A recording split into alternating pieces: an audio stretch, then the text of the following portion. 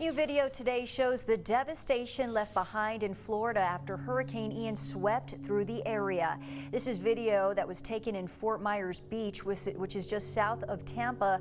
Law enforcement and emergency workers are continuing to evacuate people from the area.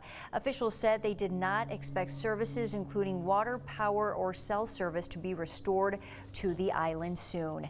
And the death toll from Hurricane Ian continues to grow as the weekend comes to an end.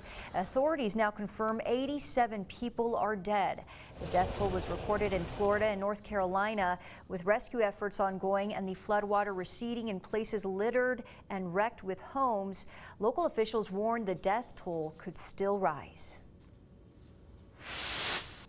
We're working around the clock to do everything imaginable and possible to look at what new normal is for us.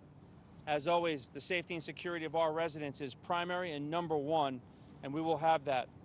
Crews are still working to restore power to about 800,000 people. Meanwhile, President Joe Biden and the First Lady will travel to Puerto Rico and Florida this week to assess the hurricane damage. Puerto Rico is still grappling with the fallout from Hurricane Fiona, which hit the island on September 16th. In addition to flooding and collapsed bridges, almost all of the U.S. territory was left without power.